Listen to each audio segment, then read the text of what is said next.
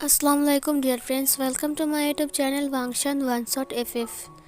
तो हमारी new story चल रही है मॉन्स्टर और गॉड्स की। जो चलिए स्टार्ट करते हैं हमारी इस न्यू स्टोरी की न्यू पार्ट को। उस पार्ट में हमने देखा था कि जो विंग था वो बांसुरी बजा रहा था, जिसके साउंड सुनकर वांग जी के सिर में दर्द हो रहा था। वो डेमोनिक पावर का यूज़ कर रहा था ताकि वो उसे ब्लास्ट कर दे और इन लोहा अपने हाथ में ले ले। और इधर जो स्वान वो राक्षस था वो भी इधर उधर हिल रहा था। वांग जी उसकी नेक को अपने धागे से पकड़ के तो रखा था, लेकिन वो पकड़ के रख नहीं पा रहा था क्योंकि उसका सिर बहुत ज़ोर से फटा जा रहा था, इतना दर्द कर रहा था। और बांसुरी की आवाज़ सुनकर उसे बहुत ज़्यादा अजीब लग रहा था।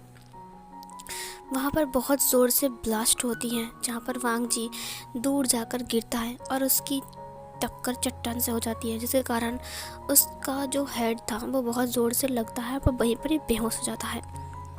और इधर जो ब्लास्ट होता है वो विंग पूरा ही रेड खून में लथपथ होता है। इधर विंग देखता है कि वो इन लोहा हवा में तैर रहा है।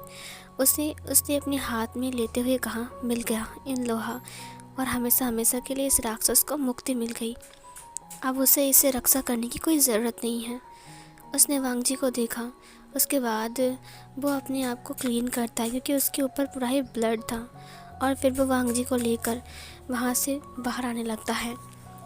सीन कट होती है। इधर जंगल के साइड आग जल रही थी। विंग चुपचाप बैठा हुआ था। धीरे धीरे करके वांग जी की आँख खुलती है।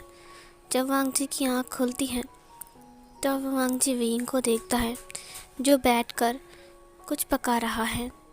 उसने मछली पकड़ा है नदी से। वो लोग नदी किनारे बैठा हुआ है जंगल के साइड, जहाँ पर पेड़ के पास वांग जी सो रहा था। वांग जी के ऊपर विंग का अपर रूप था और विंग मछली पका रहा था मछली खाने के लिए। वो मछली खा भी रहा था और एक हाथ से पका रहा था। वांग जी ने कहा, विंग विंग विंग जो कि था वो वांग जी को देखते हुए कहा, लानजान तुम्हें होश आ गया। वो लान वांग जी के पास आ गया। लान वांग जी ने उसे पकड़ते हुए कहा, तो तुम ठीक तो हो ना विंग, तुम्हें कुछ हुआ तो नहीं है ना। विंग ने कहा, नहीं लानजान, मुझे कुछ नहीं हुआ है। उसने विंग को हग कर लिया। ये देखकर विंग खुद ही हैरान था। वांग जी ने उसे हग कर लिया। उसे तो यकीन नहीं होता है कि वांग जी ने उसे हग कर लिया है। वांग जी बहुत घबरा गया था और बहुत घबराते हुए बार बार विंग से पूछ रहा था कि तुम्हें कुछ हुआ तो नहीं है ना। विंग तुम बिल्कुल ठीक हो ना। वो बार बार विंग को चेक कर रहा था। विंग ने कहा, मैं बिल्कुल ठीक हूँ लानजान, मुझे कुछ नहीं हुआ है, देखो। लान वांग जी एक चैन की सांस छोड़ता है। इसने कहा, थैंक गॉड कि तुम्हें कुछ नहीं हुआ। विंग ने कहा, ओह गॉड भी गॉड को थैंक यू बोलता है क्या। वांग जी ने कहा, मजाक बंद करो विंग, मुझे बहुत घबराहट सी हो गई जब वो ब्लास्ट हो गया। और और पता नहीं मैं मेरा सिर उसके बाद मुझे कुछ भी याद नहीं है विंग। विंग ने कहा, ठीक है, इतने याद करने की कोई ज़रूरत नहीं है, तुम्हारा सिर और दर्द करेगा, कोई ज़रूरत नहीं है, शांत हो जाओ लानजान। वांग जी ने कहा, तुम मुझे तब से लानजान लानजान बोल रहे हो, लेकिन अभी तक मैंने तुम्हें बताया नहीं था कि तुम्हारा मतलब मेरा नाम लानजान है। मैंने तो बस मेरा नाम वांग जी बताया था। उसे कहा, अब वो मुझे पता चल गया। वो तुम्हारी तलवार। वांग जी ने अपनी तलवार को देखा। वहाँ पर लानजान लिखा हुआ था, लेकिन विंग ने इसे कब देखा। विंग ने कहा, वो तलवार पर लिखा हुआ था ना लानजान, इसीलिए मैं तुम्हें लानजान बुला रहा हूँ, समझी। विंग की बात सुनकर वांग जी ने कहा, ओ तभी तो बोलूँ, मैंने सिर्फ तुम्हें वांग जी नाम बताया था, तुम्हें लानजान कैसे पता चला। ये मेरा बर्थ नाम है और सब लोग मुझे इससे नहीं बुलाते हैं, मेरे पास के इंसान ही मुझे बुलाते हैं। विंग ने कहा, तो मतलब मैं तुम्हारा पास का इंसान हूँ। विंग ने अपनी आइज़ को ब्लिंक किया और वांग जी को देखा। वांग जी ने भी विंग को अपनी आइज़ ब्लिंक करके देखा। उसके बाद धीरे धीरे करके वो उसके करीब आने लगा। उसे पता नहीं कि वो उसके कितने करीब आ गया। उसने उसकी फेस को पकड़ लिया और फिर उसकी लिप्स को कैप्चर कर लिया और फिर वो उससे किस करने लगा। वो उसके लिप्स को सक कर रहा था। विंग को एहसास भी नहीं हुआ कि वांग जी ने सच में उसके लिप्स को किस क्या सक कर रहा है। वो उसकी अपर लिप को सक कर रहा था। विंग पूरा ही हैरान हो गया था। चांद की रोशनी उन दोनों के ऊपर गिर रही थी। विंग को एहसास नहीं था कि वांग जी ऐसा कुछ कर सकता है। उसको समझ में भी नहीं आ रहा था कि वांग जी सब क्यों कर रहा है। वो तो उसे पसंद नहीं करता था ना। अब अचानक ऐसा क्या हो गया? उसने वांग जी की आंखों में देखा जो कि विंग की लिप्स को घूर रहा था। विंग को और कुछ समझ में नहीं आया। उसने भी वांग जी के नेक को ग्रैब कर लिया और फिर उसने भी उससे किस बैक करना स्टार्ट किया। वो उसकी लोअर लिप को सक कर रहा था। वो दोनों ही एक दूसरे के लिप किस में खो चुके थे, मेल्ट हो चुके थे। वो दोनों एक दूसरे को पैशनेटली किस कर रहे थे और डीपली विंग उसे हग करता जा रहा था। थोड़ी देर बाद एक उल्लू की साउंड से वो लोग चौंक जाते हैं और फिर अचानक विंग और वांग जी एक दूसरे से अलग होते हैं। अलग होने के बाद वो लोग बहुत शर्मा गए थे। वांग जी का कान डीप रेड हो चुका था। विंग बुरी तरीके से ब्लश कर रहा था। उसे पता नहीं था कि इस वक्त उन्हें क्या कहना चाहिए, उन दोनों को क्या बात करना चाहिए। और अभी तक वो दोनों क्या कर रहे थे, ये सब कुछ उनको याद आ रहा था। बहुत टाइम तक वहाँ पर सन्नाटा था, कोई भी बात नहीं कर रहा था। वो दोनों ही चुप थे। आग जल रही थी। इतना सन्नाटा था कि वहाँ पर आग जलने का जो साउंड है वो बहुत ज़ोर ज़ोर से हो रहा था। ऐसा लग रहा था जैसे कि वहाँ पर चिता जल रही है, इतनी ज़ोर ज़ोर से साउंड आ रही थी। थोड़ी देर बाद विंग उस साउंड को सुनता है और फिर वो वांग जी को देखता है और फिर अपनी रूप्स के अंदर से इन लोहा को बाहर निकालता है। उसने वांग जी की तरफ बढ़ाते हुए कहा, अब ये लो तुम्हारा लोहा। वांग जी उस इन लोहा को देखता है, उसके बाद विंग को देखता है और फिर वो अपनी पाउच को बाहर निकालता है और फिर उसे अंदर रखने के लिए बोलता है। विंग उसे अंदर रखता है। वांग जी ने कहा, उसकी आखिरी इच्छा उसका खोल था ना, जिसके टूटने की वजह से उसको मुक्ति मिल जाएगी। विंग ने कहा, हाँ, उसका खोल ही था उसका आखिरी इच्छा, ताकि उसका खोल टूट जाए और उसे मुक्ति मिल जाए। उसे मुक्ति मिलने के बाद उसने खुद मुझे ये लोहा दे दिया। ये सुनकर वांग जी ने कहा, पर मुझे एक बात समझ में नहीं आ रही है, वो बांसुरी की आवाज़ तुमने सुना? विंग ने कहा, बांसुरी की आवाज़? विंग को याद आ गया कि विंग तो बांसुरी बजा रहा था। विंग चौंक गया। वांग जी ने कहा, वो बांसुरी की आवाज़ और इतनी अजीब धुन, मैंने इतना घटिया धुन कभी नहीं सुना। विंग ने कहा, घटिया धुन? वांग जी ने कहा, हाँ, घटिया धुन। कितना अजीब था वो धुन, बिल्कुल भी अच्छा नहीं था। मेरा सिर में दर्द हो रहा था, पता है, बहुत मुश्किल से मैं उसे कंट्रोल कर रहा था। क्या तुमने सुना विंग? विंग ने कहा, मैंने तो कुछ नहीं सुना। वांग जी ने कहा, बट मैंने सुना विंग, बांसुरी की धुन, और उसकी वजह से मेरा सिर बहुत दर्द कर रहा था। मैं तो हिल भी नहीं पा रहा था अपनी जगह से। अचानक वो ब्लास्ट हो गया और मैं दूर जाकर गिरा। मुझे बस इतना याद है। वो बांसुरी कौन बजा रहा था? विंग ने कहा, बांसुरी कौन बजा रहा था? मुझे क्या पता, मैं तो अंदर था ना, मैंने कहाँ देखा कि कौन बांसुरी बजा रहा है। वांग जी ने कहा, हम दोनों के अलावा वहाँ पर कोई भी नहीं था, तो वो बांसुरी कौन बजा रहा था? विंग ने कहा, मुझे नहीं पता बांसुरी कौन बजा रहा था, और वैसे भी मैं तो ये लोहा लेने के लिए गया था। वांग जी ने कहा, विंग, तुमने उसके खोल को ब्लास्ट कैसे किया? विंग ने कहा, वो मेरे तालिस्मान और मेरी पावर से। वांग जी ने कहा, तुम्हें इतनी पावर और तालिस्मान कहाँ से मिली? विंग ने कहा, देखो, मैं एक मॉन्स्टर हूँ, तुम भूलो मत कि मैं एक फॉक्स हूँ, समझी? मैं कुछ भी कर सकता हूँ। मैंने पहले तालिस्मान का यूज़ किया, जब मैंने देखा कि वो नहीं टूट रहा है तब मैंने अपनी पावर का यूज़ किया। धीरे धीरे करके वो टूटने लगा, तो मैंने अपना सारा पावर यूज़ कर लिया, जिसमें बहुत कमज़ोर फील कर रहा था, और अचानक वो ब्लास्ट हो गया। उसके बाद मैं भी नीचे गिर गया था, मुझे कुछ भी याद नहीं था। मैं बेहोश हो गया था। जब मुझे होश आया तब देखा कि वो इन लोहा हवा में तैर रहा है, तो मैंने खुद को क्लीन किया, उसके बाद इन लोहा को ले लिया। फिर मैंने दूर देखा, तब तुम गिरे हुए थे, तो मैं तुम्हारे पास आ गया, मैंने तुम्हें बचाया और वहाँ से बाहर निकाला। वांग जी ने कहा, तुमने इतना सब कुछ किया अकेले में? विंग ने कहा, हाँ। वांग जी ने विंग के हाथ को पकड़ते हुए कहा, तुम मेरे लिए इतना क्यों कर रहे हो? विंग ने कहा, तुम्हें पता है, तुम जिस पेड़ के पास गिरे थे ना, मैं उस पेड़ के पास जाकर एक विश मांग रहा था। वांग जी ने कहा, विश? कौन सा विश? विंग ने कहा, मैं विश मांग रहा था कि मेरे लाइफ में एक हैंडसम और शक्तिशाली अल्फ़ा आ जाए, ताकि मैं हमेशा उसके साथ रहूं। और पता है, तुम उस दिन मुझे मिले थे। मुझे लगता है कि मेरी विश पूरी हो गई। वांग जी ने विंग की आंखों में देखा। विंग ने कहा, मेरी लाइफ में कोई नहीं है तुम्हारे अलावा। मैं तुमसे प्यार करता हूँ और हमेशा करता रहूँगा, चाहे तुम मुझे कितना दूर जाओ, लेकिन मैं तुम्हें दूर जाने नहीं दूँगा, समझे? वांग जी ने स्माइल किया। विंग ने कहा, ये सब कुछ मैं तुम्हारे लिए कर रहा हूँ, वरना एक मॉन्स्टर कभी भी किसी गॉड का हेल्प नहीं करता है, क्योंकि मैं तुमसे बहुत प्यार करता हूँ लानजान। वांग जी ये सुनकर उसकी आंखों से एक बूंद आंसू नीचे गिर गए। विंग उसे देखता रहा। विंग ने कहा, मैं तुम्हारे लिए अपनी जान देने के लिए भी तैयार हूँ।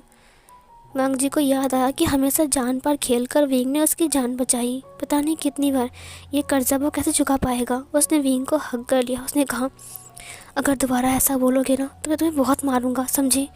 विंग ने कहा, क्यों मारोगे मुझे। लान वांग जी ने उसे और टाइटली हग कर लिया और उसे अपने पास रख लिया। उसने कहा, तुम अब जान पर खेल कर कुछ नहीं करोगे, और समझे, और तुम्हें ये सब करने के लिए किसी ने कुछ नहीं कहा है, और ना ही मैंने कहा है। तुम्हें कुछ हो जाएगा तो मैं क्या करूँगा, बोलो। विंग ने कहा, लेकिन तुम तो मुझे पसंद नहीं करते हो ना। वांग जी ने कहा, करता हूँ। विंग ने कहा, क्या। वांग जी ने कहा, बहुत करता हूँ। विंग ने कहा, तो तुम मुझे पसंद करते हो। वांग जी ने कहा, हाँ, बहुत बहुत पसंद करता हो तुम्हें। मुझे पता नहीं था कि तुम मुझे इतना पसंद आ जाओगे, मेरे दिल में आ जाओगे। मैं तुमसे दूर नहीं जा सकता। मैं तुम्हें बहुत लाइक करता हूँ। I love you wing. ये सुनकर विंग पूरा ही हैरान था। विंग की आंखों से आंसू बह रहे थे। विंग ने कहा, फाइनली मेरा विश पूरा हो गया। क्या वो पेड़ जिंदा हो गया है। वांग जी ने कहा, क्या। विंग ने कहा, मैंने उस पेड़ को पानी डाला था ताकि वो जिंदा हो जाए, और आज देखो मेरा विश पूरा हो गया। इसका मतलब वो पेड़ जिंदा हो गया है। मुझे यकीन नहीं हो रहा है कि वो पेड़ जिंदा हो गया है। अब बस उस पर पत्ते और फूल आ जाए। मैं बहुत खुश हूँ कि वो पेड़ जिंदा हो गया है। उसने और टाइटली वांग जी को पकड़ लिया। वांग जी ने भी और टाइटली उसे हग कर लिया, और वो दोनों ऐसे ही पूरी रात बातें करते रहे। सीन कट होती है। नेक्स्ट मॉर्निंग विंग नदी में अपना हाथ मुंह धो रहा था और वांग जी उसे दूर से देख रहा था और उसे देखकर स्माइल कर रहा था। विंग धीरे धीरे करके उसकी तरफ बढ़ते हुए कहा, तो मुझे देखकर क्यों हंस रहे हो। वांग जी ने कहा, तुम एक खरगोश की तरह पानी को छू रहे थे और उसे अपने फेस को क्लीन कर रहे थे। विंग ने उसे अपनी आंखों को छोटी करते हुए देखा और कहा, मैं कोई खरगोश नहीं हूँ, मैं एक फॉक्स हूँ, समझे। उसने अपनी कानों को बाहर निकाला और अपनी पूंछ को बाहर निकाला। वांग जी ने कहा, बार बार प्रूफ देने की ज़रूरत नहीं है कि तुम एक फॉक्स हो। ये बोलकर वो चला गया। विंग ने कहा, वैसे मैं एक फॉक्स हूँ तो तुम क्या हो, तुम भी तो कुछ होगे ना, तुम क्या एक फॉक्स हो। वांग जी ने कहा, नहीं, मैं कोई फॉक्स नहीं हूँ, मैं एक गॉड हूँ। विंग ने कहा, हाँ तुम गॉड हो मुझे पता है, लेकिन कौन सा गॉड। गॉड तो बहुत टाइप का होता है, कोई टाइगर होता है, कोई ड्रैगन होता है, और कोई स्क्विरल होता है, कोई बनी भी होता है, और तुम क्या हो। वांग जी ने कहा, क्यों, तुम्हें जानने की बहुत बहुत जल्दी है। विंग ने कहा, हाँ वो तो है, क्योंकि अब तुम मेरे अल्फा बनने वाले हो, तो मैं तुम्हारे बारे में सब कुछ जान सकता हूँ, ये मेरा हक है, समझी। वांग जी ने कहा, समय आने पर सब पता लग जाएगा कि मैं कौन हूँ। विंग ने कहा, लेकिन तुम मुझे क्यों नहीं बता रहे हो। वांग जी ने कहा, तुम खुद ढूंढ लो कि मैं क्या हूँ। ये बोलकर उसने उसकी नाक पर टच किया। विंग ने कहा, तुम बहुत ज़िद्दी हो लान वांग जी। ये बोलकर वो उसके पीछे पीछे आने लगा। वो लोग जंगल को पार कर रहे थे और विंग बार बार वांग जी को तंग कर रहा था। वांग जी ने विंग के हाथ को पकड़ते हुए कहा, तुम्हें नहीं लगता कि तुम ज़्यादा ही तंग कर रहे हो मुझे। विंग ने कहा, क्यों, मैं तुम्हें तंग नहीं कर सकता क्या। ये बोलकर वो उसके करीब आ गया। वांग जी ने कहा, अगर मैं तंग करना स्टार्ट करूँ तो। विंग ने कहा, क्या करोगे तुम कुछ भी नहीं कर सकते हो, तुम एक बुद्धू गॉड हो। वांग जी ने कहा, बुद्धू गॉड। उसने उसको एक पेड़ के ऊपर धक्का दिया और फिर उसके हाथों को उसके हेड के ऊपर पिन कर दिया। विंग ने कहा, ओ देखो कोई है यहाँ पर, एक गॉड एक प्यारे से मासूम से मॉन्स्टर को छेड़ रहा है। ये सुनकर वांग जी उसके कानों के पास जाकर बाइट करते हुए कहा, क्योंकि वो मॉन्स्टर उसी गॉड का है तो वो उसे छेड़ सकता है, चाहे कुछ भी कर सकता है। इससे किसी को कोई फ़र्क नहीं पड़ने वाला और ना ही मैं किसी की बात सुनने वाला। वांग जी विंग को देखने लगा। विंग ने कहा, नॉटी गॉड, तुम बहुत नॉटी हो। वांग जी ने उसकी लिप्स को देखते हुए अपने लिप्स को लिक करते हुए कहा, लगता है इसे टेस्ट करना ही पड़ेगा। विंग ने कहा, तो जल्दी करो, कोई आ जाएगा। वांग जी ने कहा, मुझे फ़र्क नहीं पड़ता। ये बोलकर उसने उसके लिप्स को किस करना स्टार्ट किया। विंग ने अपने हाथों को छुड़ाने की कोशिश किया और उसे टाइटली हग कर लिया और उसे अपनी तरफ और क्लोज़ कर लिया और उसे हग करके वो उसे किस बैक करने लगा। वो दोनों एक दूसरे के लिप्स को फिर से सक कर रहे थे। वो एक पैशनेट किस था। वो दोनों एक दूसरे के लिप्स को पैशनेटली सक कर रहे थे। वो बहुत डीप जा रहे थे। वांग जी जैसे कि विंग को छोड़ने का नाम नहीं ले रहा था। वो उससे बहुत ज़्यादा किस कर रहा था। सीन कट होती है। शाम के टाइम वो लोग जंगल से बाहर आ चुके थे। विंग ने कहा, हाँ फाइनली हम जंगल से वापस आ चुके हैं और अब घर जाने वाले हैं। वांग जी ने कहा, हाँ बहुत टाइम बाद। विंग उसे हाथ से पकड़ते हुए कहा, चलो बाज़ार में चलते हैं। तुम्हें पता है आज बाज़ार में मेला लगा है, तुम्हें देखना है। ये सुनकर वांग जी ने कहा, अच्छा। और उसके बाद वो लोग जल्दी से बाज़ार के अंदर आ गए। विंग ने कहा, वो इसलिए क्योंकि 2 दिन बाद ही न्यू ईयर है और न्यू ईयर के दिन पता है यहाँ पर पटाखे फोड़ेंगे, बहुत मज़ा आएगा। वो फायरवर्क्स बहुत प्यारे होते हैं, तो मेरे साथ देखोगे ना वो फायरवर्क्स। वांग जी ने कहा, हाँ विंग मैं ज़रूर देखूँगा। विंग आगे की तरफ जा रहा था। वांग जी ने उसके हाथ को पकड़ते हुए कहा, मेरे साथ रहो। विंग को अच्छा लगा जब वांग जी ने उसे कहा कि मेरे साथ रहो। विंग ने उसके हाथ को टाइटली पकड़ लिया और उसके पास खड़ा हो गया। वांग जी ने कहा, मेरे साथ रहो और मेरे साथ चलो, मैं तुम्हारी रक्षा करूँगा। विंग ने स्माइल किया। उसके बाद वो दोनों ही अंदर चले गए। विंग ने कहा, पता है तुम्हें, हम इस ब्रिज के ऊपर खड़े होकर वो फायरवर्क्स देखेंगे क्योंकि इस ब्रिज के ऊपर कोई नहीं आता है, ये बिल्कुल खाली रहता है क्योंकि सब लोग फायरवर्क्स देखने के लिए वो मैदान में जाते हैं। हम यहाँ से देखेंगे, है ना लानसान। वांग जी ने उसकी आंखों में देखते हुए कहा, हाँ विंग हम यहीं से ही देखेंगे। विंग ने कहा, बहुत मज़ा आएगा, सब लोग अपने अपने पार्टनर के साथ फायरवर्क्स देखते हैं। आज पहली बार, इस साल पहली बार मैं तुम्हारे साथ देखने वाला हूँ, मुझे बहुत अच्छा लग रहा है, मैं बहुत खुश हूँ लानसान। उसने उसे हग कर लिया। वहाँ पर बहुत सारी रोशनी थी और वो दोनों रोशनी में चमक रहे थे। वांग जी ने उसकी फॉरहेड के ऊपर फिंगर रखते हुए कहा, विंग तुम्हें शर्म नहीं आ रही अब। विंग ने कहा, किससे। वांग जी ने कहा, क्योंकि यहाँ पर बहुत सारे लोग हैं। विंग ने कहा, मुझे शर्म नहीं आ रही क्योंकि मेरे पास मेरा खुद का अल्फ़ा है जो कि बहुत ज़्यादा हैंडसम है, दूसरों को तो मुझे जलना चाहिए। वांग जी ने कहा, ये बिल्कुल भी अच्छी बात नहीं है कि तुम दूसरों को जलाओ। विंग ने कहा, क्यों अच्छी बात नहीं है। विंग पीछे मुड़ गया।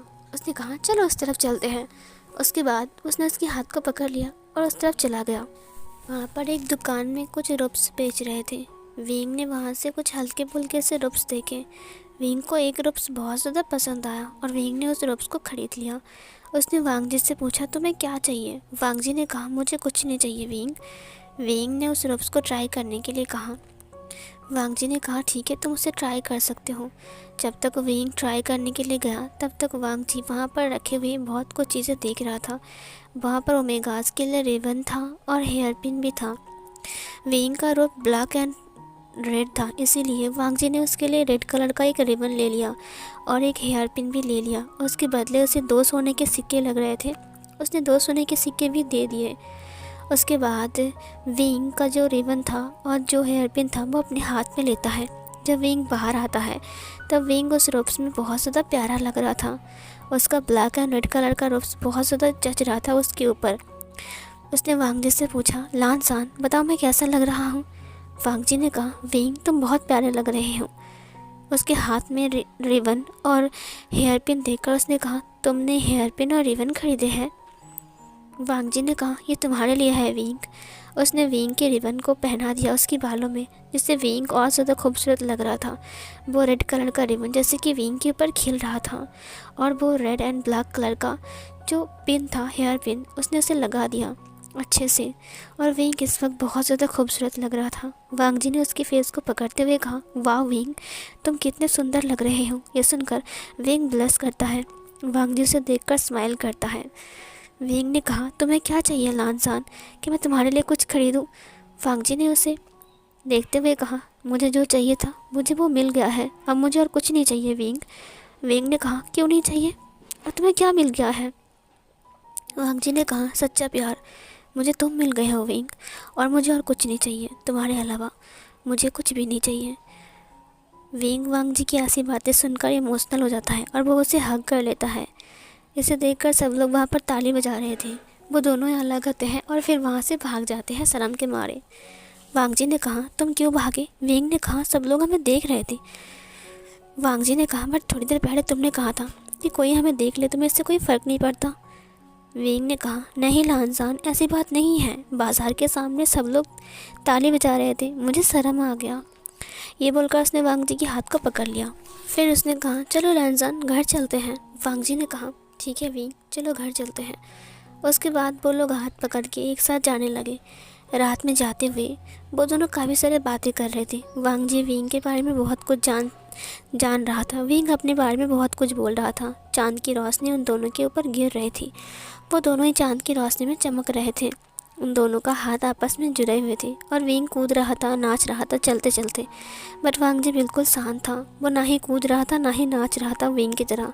विंग की हरकतें वांग जी को बहुत ज़्यादा पसंद आता है और वो बीच बीच में कभी कभी स्माइल कर रहा था विंग की हरकतें देखकर। विंग बहुत ज़्यादा क्यूट है और विंग की हरकतें भी बहुत ज़्यादा क्यूट हैं। विंग एक क्यूट सा फॉक्स है। विंग जब वांग जी को देखता है अपने आइस को ब्लिंक करते हुए कहा, तुम कुछ क्यों नहीं बोल रहे हो? वांग जी ने कहा, मुझे ज़्यादा बोलना पसंद नहीं है। विंग ने कहा, तो तुम बोर फील कर रहे हो क्या मैं इतना बोल रहा हूँ? वांग जी ने कहा, नहीं विंग, मैंने ऐसा नहीं बोला है कि मैं बोर फील कर रहा हूँ, तुम बहुत बोल रहे हो इसीलिए। विंग ने कहा, हाँ कोई बात नहीं, वैसे मैं बहुत बकबक करता हूँ, तुम सच में बोर हो जाओगे। वांग जी ने स्माइल किया। उसने कहा, नहीं विंग, कभी नहीं। ये बोलकर वो दोनों ही जाने लगे। थोड़ी देर बाद वो लोग विंग के गुफा की तरफ पहुंच गए। फिर धीरे धीरे करके वो लोग गुफा के अंदर भी आ चुके थे। विंग ने वांग जी को कुछ रोप्स देते हुए कहा, ये लो, ये रोप्स पहन कर तुम स्नान कर सकते हो, जाकर नहा लो, मैं कुछ खाना बना लेता हूँ। वांग जी ने कहा, ठीक है विंग, मैं जाकर नहा लेता हूँ, तुम तब तक के लिए खाना बना लो। विंग ने कहा, ठीक है। विंग किचन में चला गया और वांग जी के लिए वेजिटेबल सूप, सैलड और कुछ खास फूड्स बनाता है। वो पनीर बनाता है वांग जी के लिए और ख़ुद के लिए नॉनवेज बनाता है क्योंकि वो नॉनवेज खाता है। वो खुद के लिए चिकन मोमो बनाता है। चिकन मोमो के साथ वो चिकन सूप बनाता है और चिकन करी भी। उसके बाद वो सब कुछ सर्व करता है। थोड़ी देर बाद वांग जी नहाकर रूम में आता है जहाँ पर विंग टेबल पर सब कुछ सजा कर रखा था। वो लोग रूम पर ही खाने वाले थे। वांग जी ने कहा, तुमने खाना बना लिया? विंग ने कहा, हाँ, मैं फ्रेश होकर आता हूँ, उसके बाद साथ में खाना खाएंगे। वांग जी ने कहा, ठीक है विंग।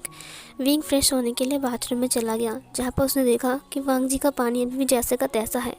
वो उस पानी में ही नहाने लगा। उसे वांग जी की खुशबू बहुत ज़्यादा अच्छी लगने लगी और वो स्माइल करते हुए और ज़्यादा खुद को खोने लगा। और इधर वांग जी उसके खाने को देखकर स्माइल कर रहा था। और ये वाला पार्ट यहीं पर ही एंड होती है।